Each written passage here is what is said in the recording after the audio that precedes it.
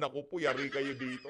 Dito hindi na uubra yung pangbabara nyo dito kay Attorney po. Mamaya ho, pag-usapan natin yan, magiging abogado na rin ho nitong si Vice President Sara Duterte. At para naman doon sa mga nagtatanong, para doon sa mga nagtatanong kung bakit talagang apurang-apura itong si Coco Pimentel na maumpisahan niyang impeachment na yan ho ang kasagutan. Isa ho sa mga aso ni Lisa Araneta Marcos diyan sa Senado, yan si Coco Pimentel. Wag na ho kayong magtanong. Pag nakita nyo ho, yung si Coco Pimentel, minamadali yung impeachment, alam nyo na ho ibig sabihin nun. At kung sino man ang tumitimon dyan sa mga pinaggagawa niya na yan sa Senado. Pero bago ho yan, isang like at isang subscribe. Alam nyo na ho yan, yan lang naman ho kaligayahan natin sa PH Update. No, masaya na ho tayo dyan sa isang like at isang subscribe. At sa mga gustong number 56 itong cup nitong si Attorney Vic Rodriguez, subscribe lang ho kayo at pipili na ho tayo sa susunod na linggo kung sino yung mga papadalhan natin ng Attorney Vic Rodriguez cup. At pagka dumating na ho yung iba nating mga kapa sa iba't ibang mga kandidato, kung meron tayong sosobra, baka meron pa ho tayong ipamigay dito sa PH Update. Pero itong Team Suka t-shirt natin, syempre, naku, wala ho yan, iisa lang ho ito. Iisa lang ho para dun sa mga nanghihingi, di ko ho alam kung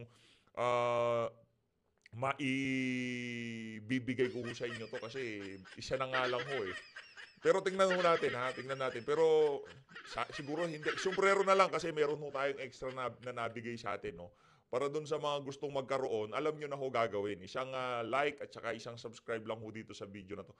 Mapapasama na ho kayo sa mga pwedeng pagpilian natin na mapapadalhan. Ako na ho bahala dun sa doon sa pagpapaship, no? Pero huwag nyo hong ilalagay yung mga address nyo dyan sa comment section. Ipi-PM ko naman ho kayo, magko-comment ho ako dyan sa comment nyo sa baba. Tapos reply na lang kayo. Ilalagay ko dyan yung email kung saan nyo ipapadala yung address nyo. Okay? Huwag nyo ilalagay yung address nyo dyan sa baba. Eto na ho mga kababayan. Pag-usapan ho muna natin itong kay Trillanes. Grabe naman tong mama na to. Balita ko talagang daw ho ito tambak ho daw siya sa survey sa kalaban niya si Along Malapitan. Tingnan niyo naman ho itong mga kababayan Ito. Ayan o. Grabe naman yan Awkward, tingnan niyo Diba ang awkward nun tinitingnan mo na.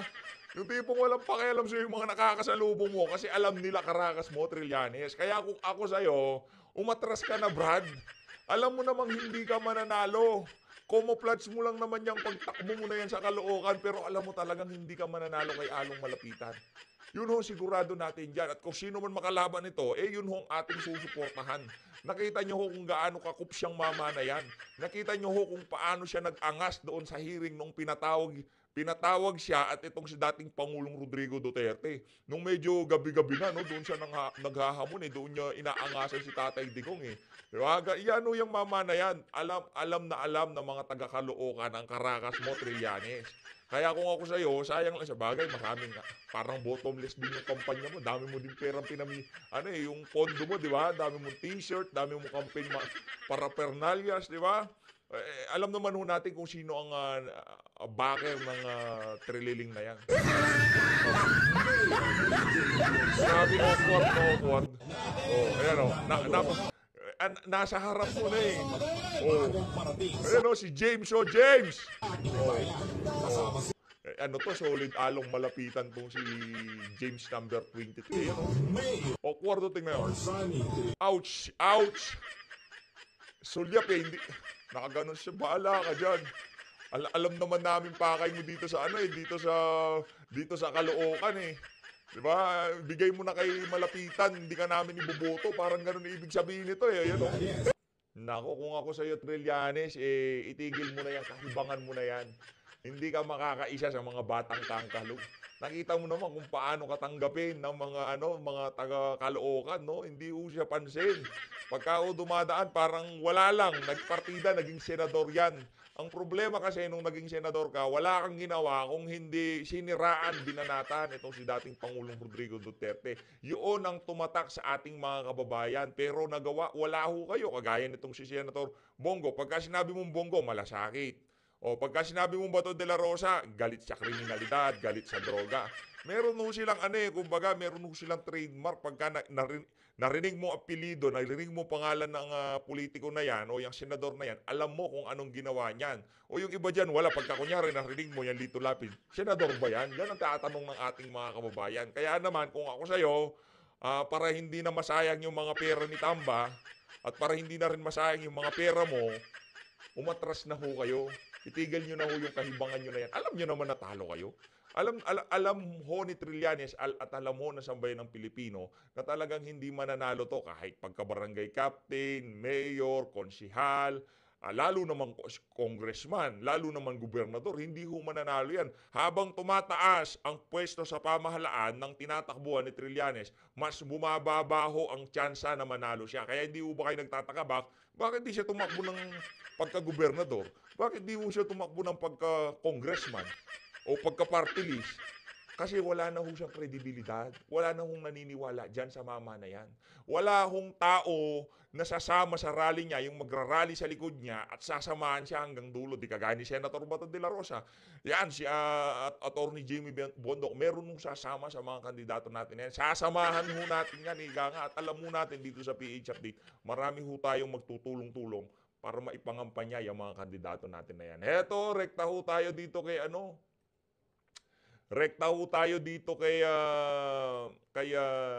Chis Escudero. Update ho ito kaugnay sa impeachment laban dito kay Vice President Sara Duterte. Pasadahan na ho natin na mabilisan itong ating nakita bago ho natin umpisahan itong video na to.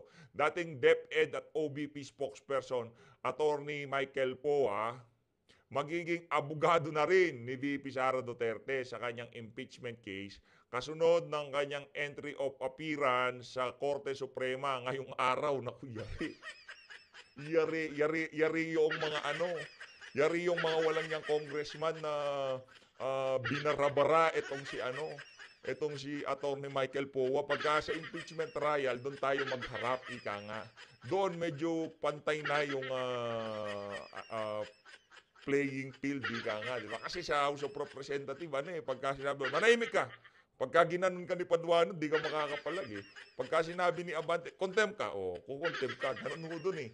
Pero dito, defense, tapos prosecution panel, kasama ho ito. Kaya makikita ho natin kung anong mangyayari, kung paano yung mangyayaring balagbagan dito pagka naumpisahan na ang impeachment trial. Masaya ho tayo sa ating nakitang update na to na isa sa mga magiging abogado ni VP, itong si Attorney Michael Poa. Magaling ho yan, mahusay. Nung nagsalita siya dyan sa mga hearing sa House of Representatives, nakita nyo naman ho itong si Attorney Poa, mahusay ho siya. Eto na ho, rekta na ho tayo dito kay Chis Escudero at update ho kaugnay dyan sa pag-aapura sa kanya na umpisahan na yung impeachment trial sa Senado. Eto ho. Ano? Nagkita kami sa kapihan sa Marikina. And kaya niya pinanukala na ang huling balita ko ay willing siyang tumulong sa pag-draft ng rules. Na wini-welcome ko ang kanyang alok na tumulong sa pag-draft ng rules. Hindi mahalaga sa akin kung sinong mangunguna o mamumuno dito. Pero anuman tulong ay tatanggapin namin at makikipag-ugnayan ang aming opisina at ang legal team ng Senado sa kanya kaugnay sa kanyang mga ideya sa rules. Hindi ko kinakaila. Bar top notcher si Coco, tama siya. Isa siya sa kukonting abogado dito sa Senado. Sir, nakumbinsi niya ba kayo regarding doon sa timetable niya? Ito'y proposed timetable. Ilang ulit kong sinabi. So, hindi naman niya sinabing tutol siya. At sabi ko, ito'y pagbobotohan at pagpapasahan naman pag nag-resume ang Kongreso sa June 2. Yung rules, proposed din naman yon. So ano man ang mapag-usapan, mapagkasundoan namin, ipopropose lang din yan sa plenaryo para aprobahan. All of these are subject to the approval of the plenary as a Senate, sitting as a Senate, and by the impeachment court when it comes to the schedule. Sir, nag-file na ba kayo ng sagot sa Supreme Court pala? Dinadraft na namin. Inaasahan namin mag-file kami sa hindi malayong hinaharap. Probably, most likely this week.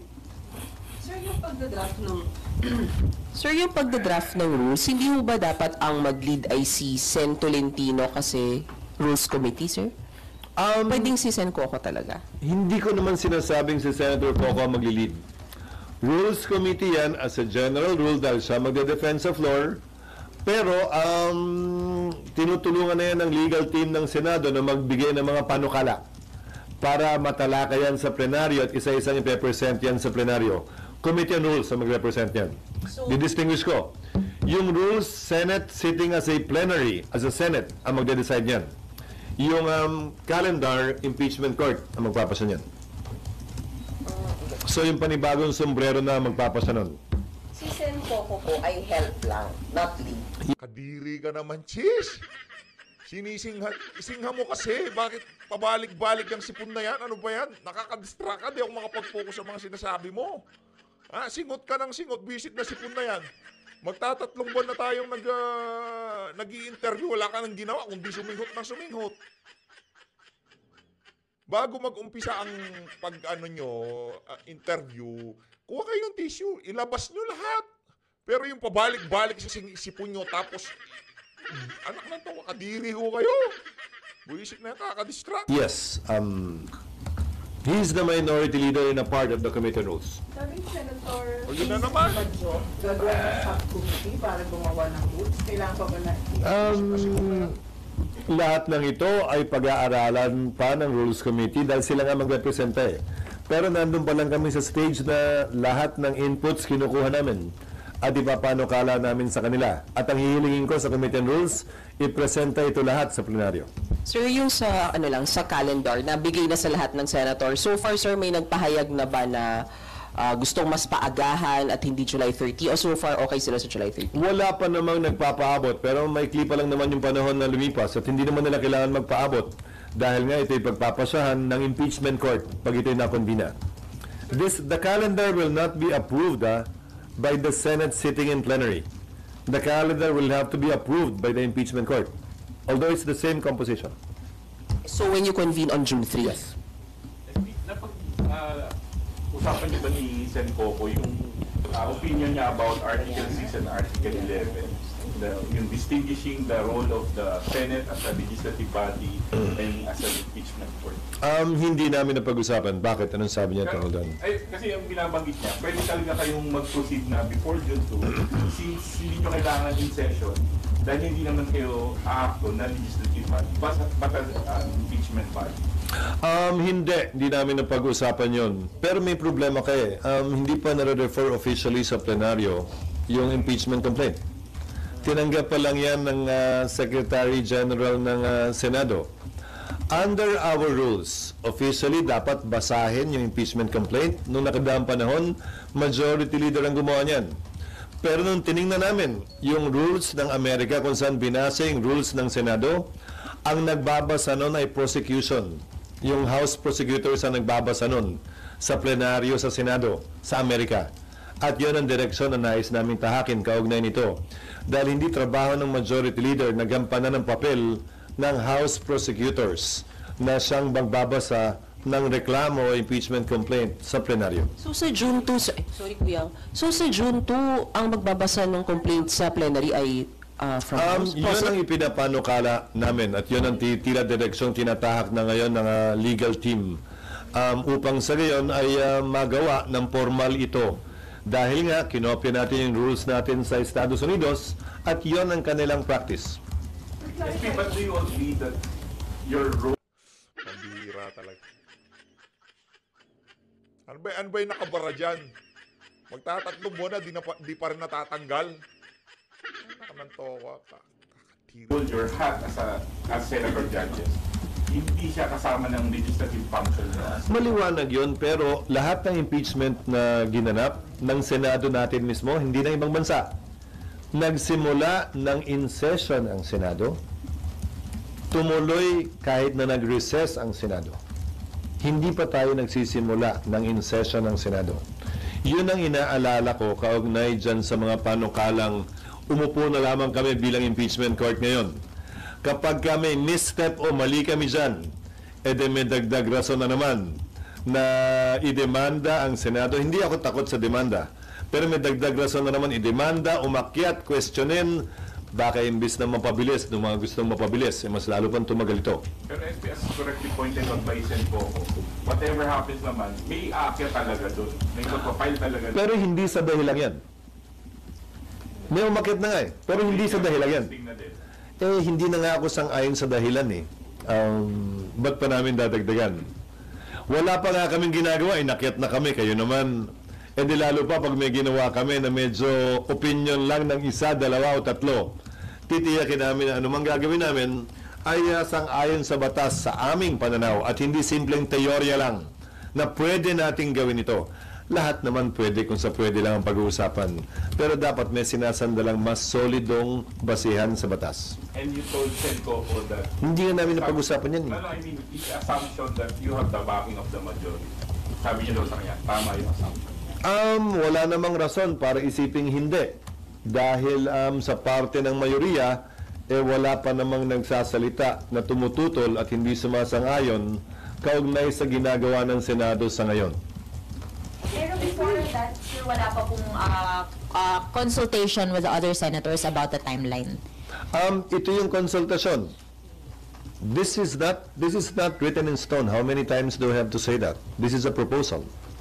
Even the letter itself said it's a proposed calendar that the senators will approve when we convene. So, kumbaga mag-iintay lang kayo, SP, kung meron mang senators na magre-raise ng concerns about the proposed timeline. Or kahit i-raise nila, okay lang, pagbobotohan naman yan at pagpapasahan pa rin pag nag-resume kami.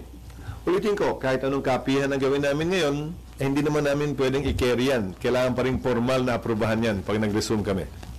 Yung sinasabi ni Madjo na magpo-constitute ng subcommittee, hindi pwede mag-start without hindi ba nag-resume yun? Pwede naman, wala namang problema yun. Pwede niyang gawin yun, karapatan niyang gawin yun, may kapangyarihan siyang gawin yun. Ulitin ko, anumang pag-aaral kaugnay ng rules, dapat ginagawa na yan ngayon.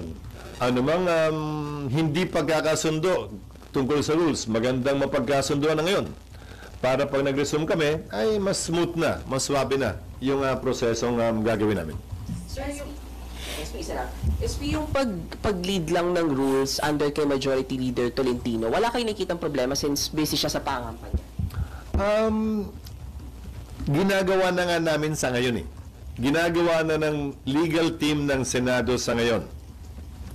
Ano mang gagawin ng Rules Committee, kausap ang sinumang resource person, it will just supplement whatever is being done already now. At sa dulo, pagsasama-samahin yun, tapos pagdating ng session, i-consolidate at ang magpe-present niyan ay Committee on Rules. So, hindi nakakabagal na nangangampanya yung head ng rules? I don't think so because things are moving as we speak. Sir, si Sen Coco ba? Nung nakausap niyo Silang dalawa kaya yung pag-usapin nyo. Si minority at majority na lang. Ibig sabihin dinadamay niyo pa ako dyan. Talagang mga to. Kasi wala pa silang balak mag-usap na nga lang po silang dalawa na lang. Sir, nung kausap niyo po si Sen Coco, did he already give you proposals sa mga gusto niyong amendments sa rules? No, ang pinag-usapan namin, ako yung nagpunta nung nakita kami nakita sa Marikina. Nangangampanya siya eh. So yun ang pinag-usapan namin, hindi namin napag-usapan. Wala about this? Wala about this? Ano? Nothing about it. Mga sa gilid-gilid lang. Ano po yung gilid na yun? Ano? Ano po yung gilid sa gilid? Wala, mga, ano ba sinabi? Mamaya na lang, kwento ko mamaya. Hindi naman pang quote eh. Sir, hindi sir, soundbite lang. Kasi sir, di ba parang Nagkausap ilang days na kami. siya Basically, ang sinabi lamang niya, na pwede ko sabihin na sinabi niya, ay opinion ko yung binigay ko at tila suportado naman ng mayoriya yung iyong posisyon. Sabi ko, proposal lamang yon, wala namang kailangan suportahan o hindi suportahan dahil proposal yon. At lahat ay isa sa pinal kapag nakita-kita tayo pagdating ng Hunyo.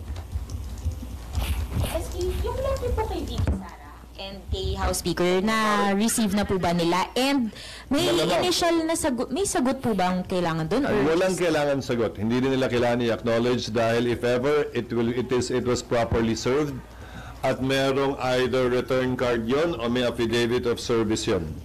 So hindi naman kailangan patunayan pa natanggap nila at hindi rin nila kailangan sagutin. Gusto lang namin maging transparent kaugnay sa lahat ng ginagawa namin. Ulitin ko, hindi kami takot mademanda, naman demanda harapin namin, pero anumang misstep ay susubukan naming iwasan hanggat maaari by being transparent at every stage of the process and being fair to all parties concerned. Kaya parehong panig ang binigyan namin ng kopya, hindi isa lang.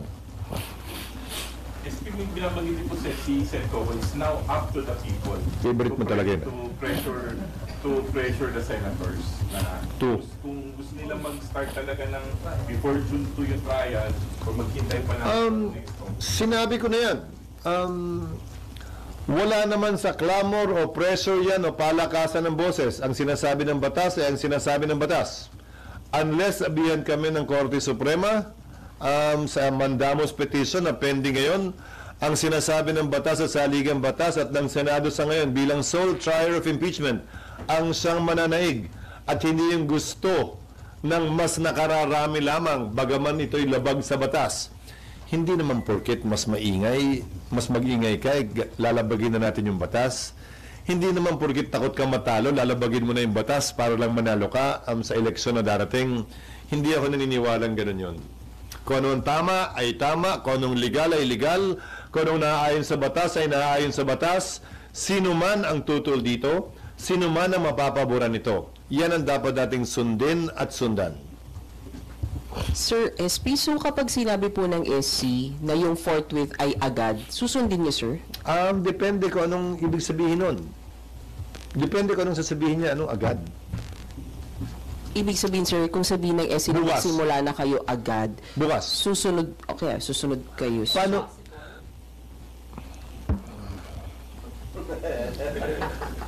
Paano nila sasabihin? Ang sabi, trial shall forthwith proceed. Trial is the reception of evidence, admission of evidence by the impeachment court. Bukas, hindi namin kayang gawin yon. Dahil wala pang sagot ang nasasakdal. Wala pang reply ang prosecution. Wala pang preliminary conference. So anong i-order nila sa amin specifically? Ayokong pangunahan ng korte. Kaya yung sinasabi din ng ilang prosecutors, kung pwede lang daw, bukas na mismo. Mukhang di nila alam ang rules. Hindi namin kayang gawin yun kahit simulan namin yung proseso nang hindi pa nare-refer sa amin. Parang hindi alam nitong si Joel Chua ang rules.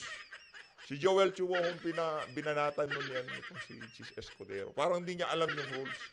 Di pa nga nakakasagot ang defense eh. Di pa nakakasagot tong si VP Sara. Gusto niyo umpisahan na?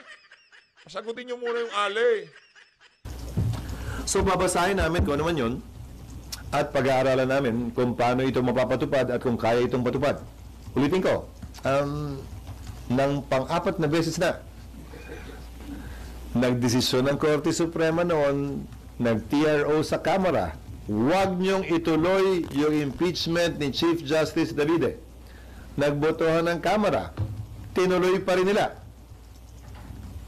Nag-desisyon ng Korte, huwag niyong buksan yung foreign currency deposit account ni Chief Justice Corona. Nagdesisyon ng Senado, galangin natin, sundin natin. So, Senado pa rin bilang impeachment court ang magdedesisyon yan o Senado bilang plenaryo ang magpapasya ng bagay na yan. Kung ako tatanungin, as a general rule, marapat at dapat galangin palagi ng Senado anumang desisyon ng Korte Suprema. Pero sa dulo, pagpapasya niya ng Senado. SB, sorry, balik lang po ako on mining. Yes. Ilang years? Thank you. 3 months pa yung hinihintay natin. Lahat na-adjit na. Anong advice mo na lang? Lahat na-adjit na. Hindi nga pabor yung iba dyan. Na-adjit. Baka kayo na-adjit kasi talagang kikita kayo dyan sa impeachment. Lahat mo naman, ako hindi. Ikaw. Ako rin, di naman ako na-adjit dyan eh. Yung mga ano lang, yung mga bayaran na media, yung mga binabayaran na Malacanang, di ba? Bakit walang nagiging resulta yung propaganda natin? Bakit parang hindi na naaapuro si Boy Kilay, di ba? Na-adjit lahat talaga. Baka naman ikaw lang. Baka ikaw lang. Ikaw lang na-adjit? Kaya nga, ang daming kwento. Kaya nga naglalabas ng ibang kwento para maaliw kayo ng konti. Kayo naman, balik kayo ng balik. So, ano rin yung tanong? So, with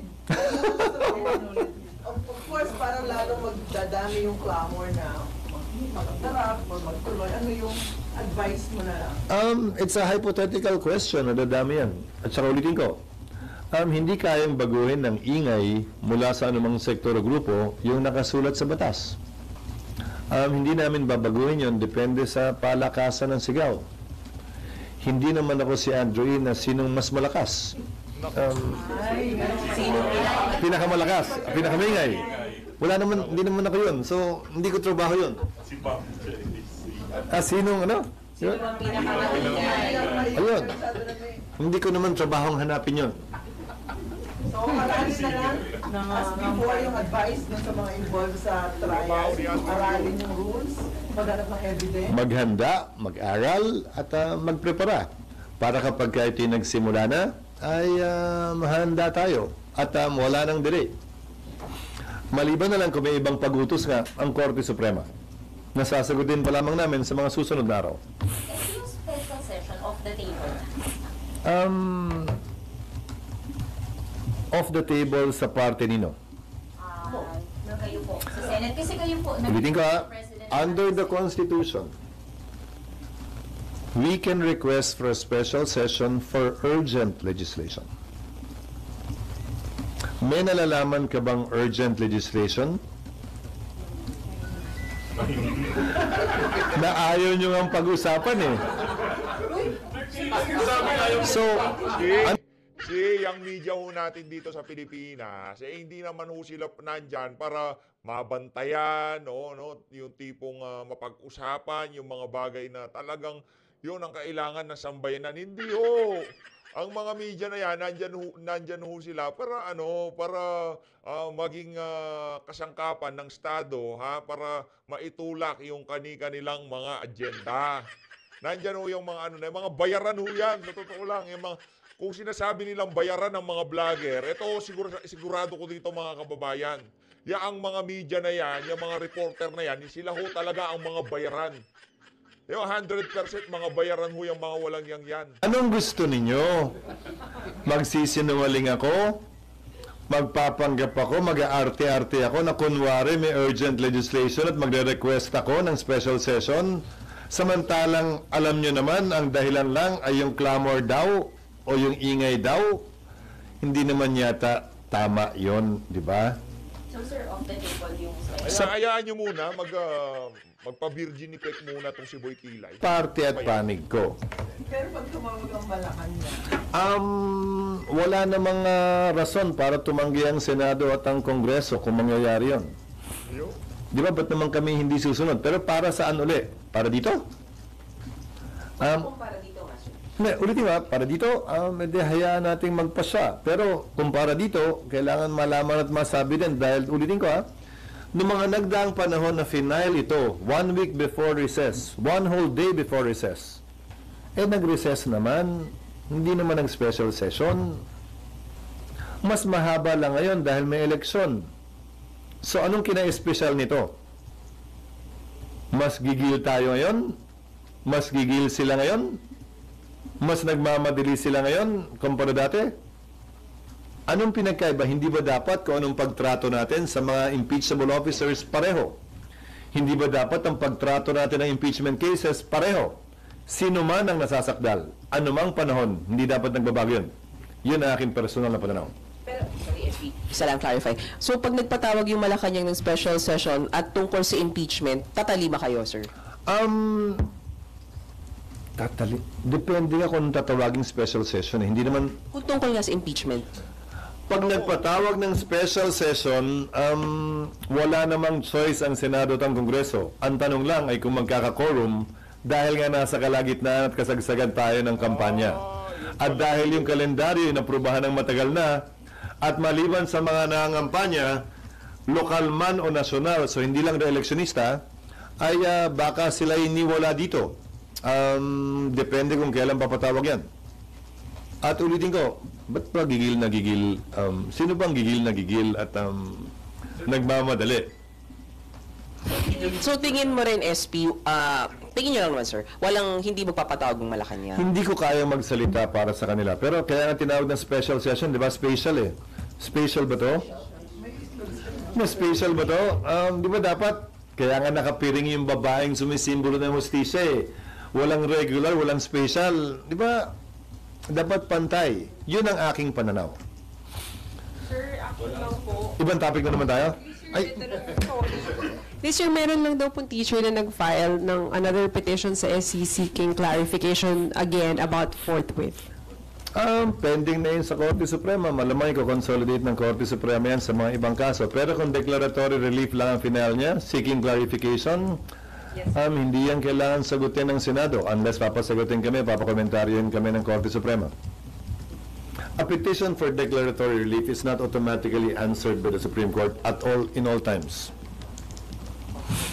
Sir, Ibagi. Yes. Yes. Yung sa Communications Office, Presidential Communications Office, Ako, yan ako. ang dalas magpalit, at saka ano yung assessment niyo dun sa bagong Undersecretary ng Communications Office na banat na banat? Sino excited yan? Ano? Sino pinakamaingali? Hindi para sa akin magkomentary because the PCOO officers serve at the pleasure of the President. They are the President's choice. Kakaiba man, hindi man tayo sanay, intayin natin sa mga susunod na araw kung ito'y mananatiling ganon o magbabago. But then again, everyone at that office serves at the pleasure of the President. But I don't think she is the spokesperson of the President. If I remember correctly, the President said he will not have a spokesperson. And that is maintained. Kaya ang title pa rin niya ay Press Officer. Dahil nga sa pagkakaalam ko ay nananatiling walang tagapagsalita ang Pangulo. At yan siguro Walang tagapagsalita pero hindi nagsasalita. Naku, ito talaga si Claire Castro. O, siya o paksain ngayong araw na to eh. Siya o talaga trending sa totoo lang. Itong si Claire Castro. Pero mamaya na ho natin sagutin yung mga kabalbalan na naman ang pinagsasabi niya dyan sa naging press con ng RTBM kaninang umaga. Dapat maisip din at maalala ng ating mga opisyal sa PCO na ang Pangulo pa rin ang nananatiling magsasalita para sa sarili niya. Nakakalungkot lang dahil nakatayo sila sa likod ng rostrum na may Malacanang. So, mapagbibintangan palagi na ito'y galing kaisipan at opinion mismo ng Pangulo. Bagaman hanggang sa ngayon, ang alam ko at pagkakaunawa ko, wala pa rin spokesperson ng Pangulo at ayaw niya magkaroon ng spokesperson. Mas gusto niya siya mismo ang kumakausap sa ating mga kababayan. Na tama din naman. So having said that, SP dapat mag-ingat. Walang tagapagsalita. Alam nyo, yung okay na wala nang problema doon sa mas gusto niya na siya nakikipag-usap sa ating mga kababayan. Wala ko tayong problema doon. Wala rin naman ng problema na kung merong isang individual dyan sa Malacanang na mayat-maya nakakausap mo at yun ang mga nagdi-deliver sa mga pinag-usapan nyo. Walang problema doon. Kaya nga presidential spokesperson. Habang nagpupulburon sila, kumakain sila ng pinipig o yung ube, di ba? Nagpupulburon sila. Nandito si spokesperson, ito sasabihin mo mamaya, medyo busy kami, ubusin lang namin yung dalaw ni Coca, itong si First Lady. Pagka medyo na-black eye na mukha, nadapa na, doon, labas ka na, magsalita ka na sa media. Di ba? Pwede ho yun, walang masama doon. Ngayon, wala tayong alam kung ano mga pinaggagawa ng presidente kasi nga di nagsasalita. Ayaw kumuha ng tagapagsalita pero hindi rin naman nagsasalita. Anak ng toko. Hindi sa empleyado sa ilalim ko para paalalahanan ko. Again, she serves at the pleasure of the President.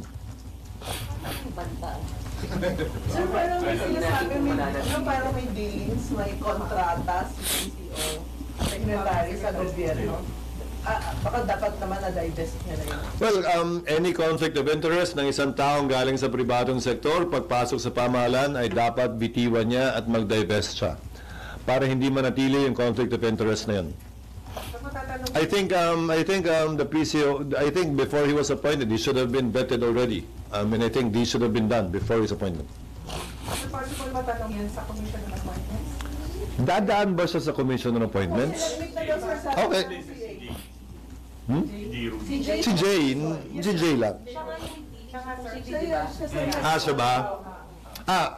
It's possible it will be taken up in the Commission on Appointments for as long as documents are submitted and there is a complainant or there is a member of the CA that will bring it up. Kaya pa yun sa 2 linggo sa June? Definitely, is a schedule yun. Is a schedule ang PCOO, is a schedule ang DENR, is a schedule. Ayun na nga mga kababayan, dito na ho natatapos ang ating reaction video. Maraming salamat po sa pagsuporta sa PH Update. Abangan nyo ho yung video natin pagkatapos nito. Naku, pag-usapan ho